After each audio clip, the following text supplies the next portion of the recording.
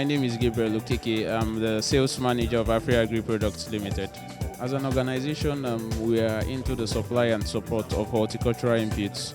Basically, we try to support the Nigerian horticultural sectors with inputs such as seeds. We are mainly focused on vegetable seeds, tomatoes, peppers, cucumbers, cabbage, just vegetable seeds generally.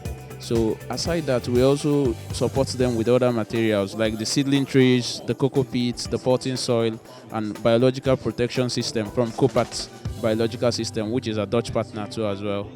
So we are in the Nigerian Agro Food Fair 2023 under the Netherlands Pavilion as part of the stakeholder.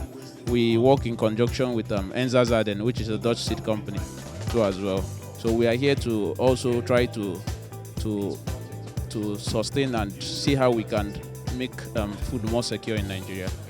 As an organization, it's not difficult to get in touch with us because we are accessible.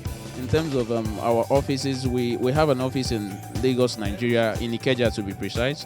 We also have an office in northern Nigeria, in Kano to be precise. Then we work with a variety of distribution outlets nationwide.